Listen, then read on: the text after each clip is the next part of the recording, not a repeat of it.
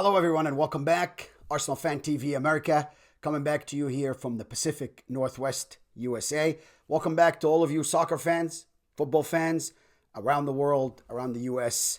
Hey, listen, if you are an Arsenal fan, you are absolutely feeling fantastic. You're on cloud nine.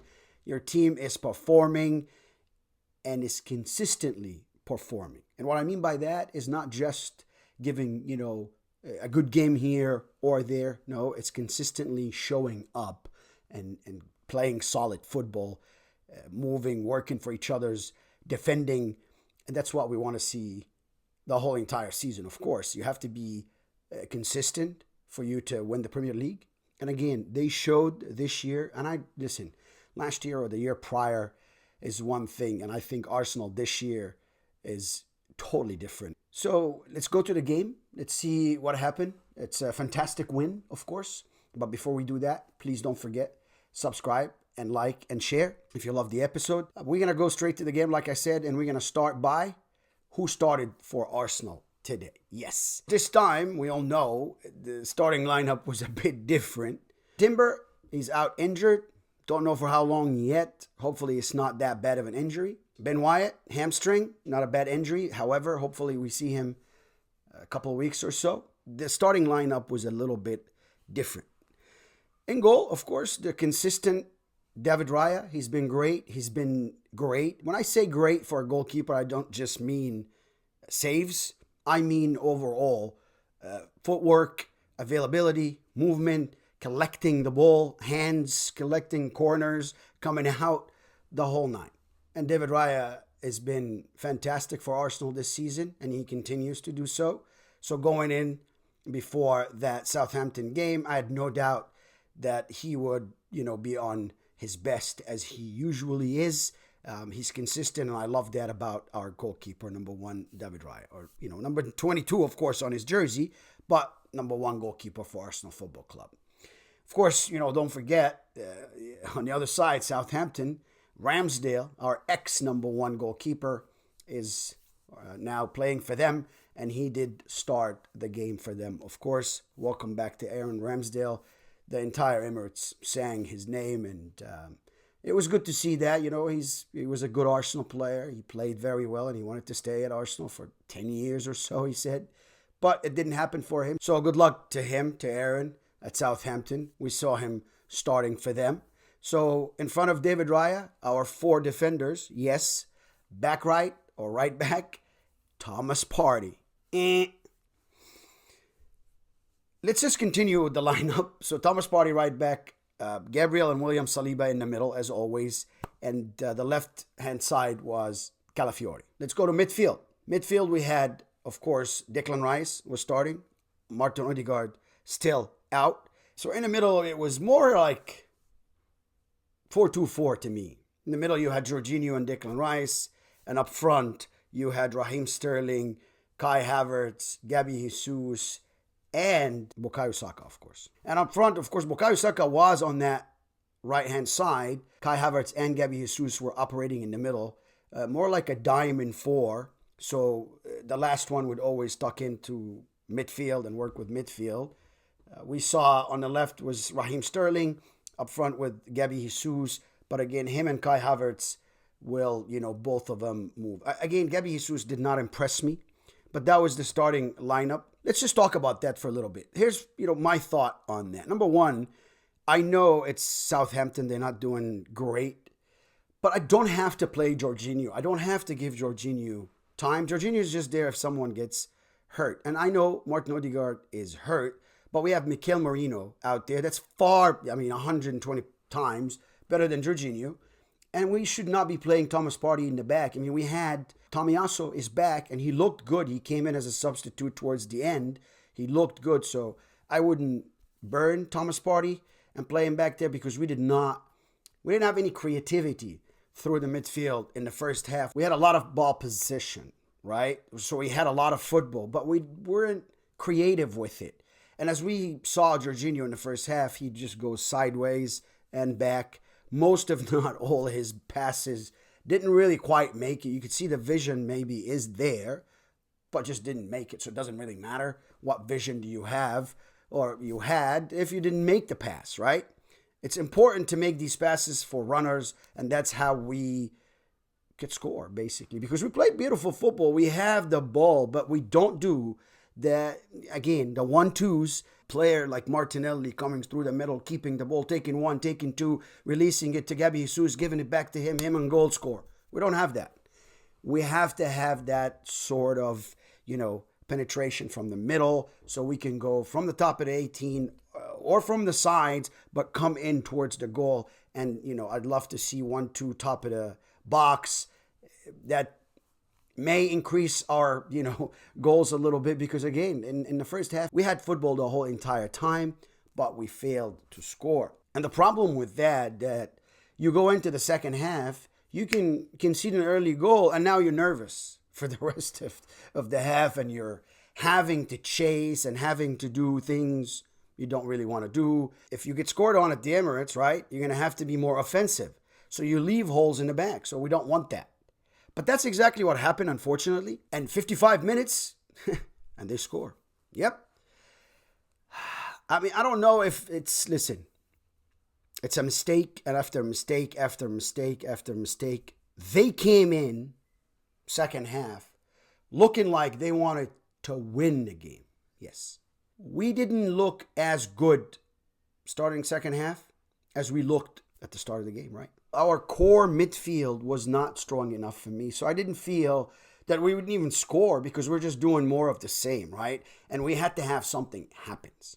But anyways, right after this, the 55th minute, they scored. 3 minutes after that, Kai Havertz said no, and no, and no. He got assisted by Bukayo Saka and scored his first goal. Ball gets stolen by Bukayo Saka. Commentator said Thomas Partey, but it wasn't. He gets stolen by Bukayo Saka. Thomas Partey usually the one that does those, or the one that steals those balls in the middle and then transforms to attack. But of course, he was a right back. So Bukayo Saka did it, took it, gave it to Kai Havertz. He goes right on top of the 18, just past his player, goes in the 18, just a bit, 2 yards after the 18-yard line. And he just takes a beautiful left foot, hits the post, goes in. 1-1. Thank you. We're back in business 3 minutes after. I didn't like that we went down. And we looked like we fell apart with that goal they scored. But we bounced back strong, woke up right away. But again, we cannot afford these little mistakes. 3 minutes after that, we were able to come back right away with beautiful goal by Kai Havertz, assisted by Bukayo Saka. A couple of minutes after that, I think Mikel Arteta recognized that it wasn't working. So he decided to make 60th minutes and 61st minute, decided to make 3 substitutes. Raheem Sterling went out, didn't, again, create a lot. He ran a lot. Beginning of the game, he looked sharp. He looked like he was hungry, but I don't know what happened. It faded. But Sterling went out for Gabriel Martinelli, rightfully so. I would have started Gabriel Martinelli. I would have started Gabriel Martinelli over Raheem Sterling. I don't know why this happened. Trossard came in for Gabby Jesus. Definitely would start Gabby Jesus on the bench again, and I will definitely go and start Trossard, my starting 11. Mikel Merino came in for Jorginho also. So those 3 players should have been playing from the beginning. Why do we have to wait till the 60th minute to see that happen? I'm not sure. Thomas Partey shouldn't have been a right back. Again, we had Tomiyasu fit. He could have played. We could have played 3 in the back, 5-2, right? Because we can also change our formation. We don't have to, if we don't have the players available to execute certain information, right? As coaches, we turn to, okay, what do I have that I can play what with? So I could change to 3-5-2, 3 in the back. You do have also Kivor. Calafiori can play on the right, no problems for him. And Kivor can play on the left if Tomiyasu's not 100% fit. And still Gabriel Magalhaes and William Saliba are in the middle. So anyways, they come in now. They look much, much more composed, much more cohesive, much more together, right?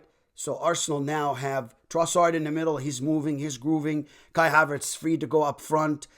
Gabby Jesus in the first half just didn't make the right pass. He didn't have the right shot. He didn't stop the ball and hold it up front. So I'm not sure what he did or what is he doing for him to play. I understand he may lack confidence, but that's not the time.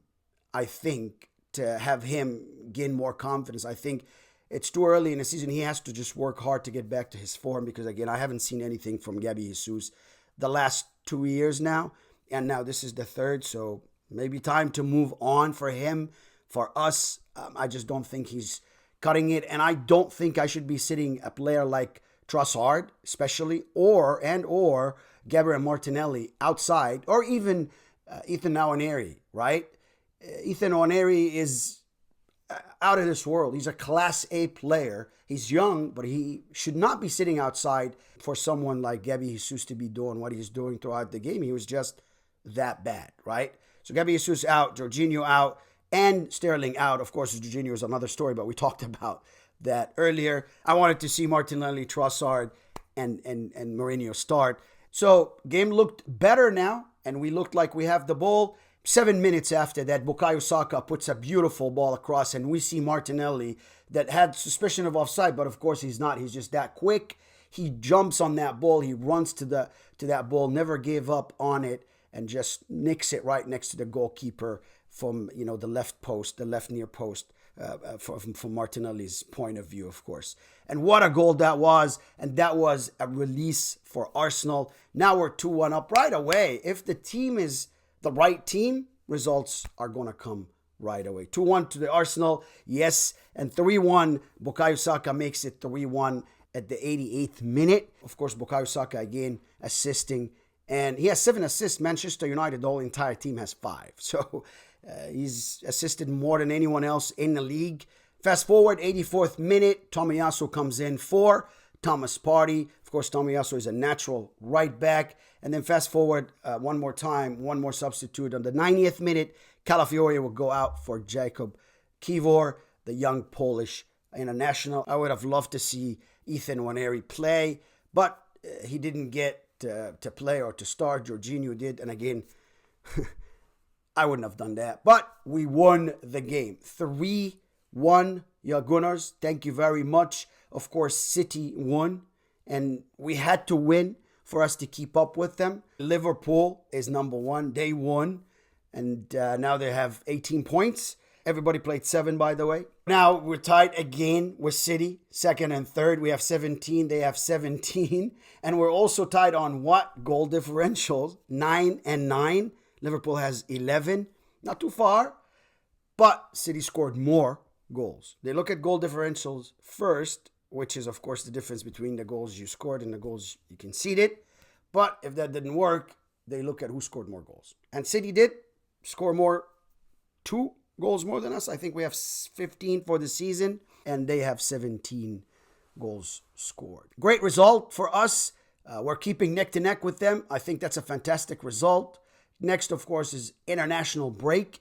And when we come back, which is Saturday, October the 19th, after the international break, we are going to go away to Bournemouth to play them at their own home, of course, away from the Emirates. I think we're going to win that game, and I think we're going to keep the pressure on Man City. I think the performance was amazing. I think we played a great game towards the end. But we also have to learn from some of the mistakes we've done with the selections and whatnot. And I think we can do better, or should do better, going forward. We're not sitting, such a quality team on the bench and starting players that we all know are not going to do as well as the ones on the bench, right? Yes, I'm talking about one area. I'm talking about Martinelli. Trossard shouldn't be benched ever. I mean, he's one of the best players this season for Arsenal. He changed every game he played in. Fantastic by Trossard, man of the season for me so far. So hopefully we go to Bournemouth and get that win and stay again neck to neck with City. Hopefully we pass City. Hopefully they lose. Hopefully Liverpool lose. You never know. If we win and they both tie or lose, then guess what? We go top of the Premier League. Thank you very, very much for watching. Please don't forget to hit that subscribe button and the like and share if you loved the episode. And I will see you the next episode. Thank you very much and have a great rest of your week. Bye now.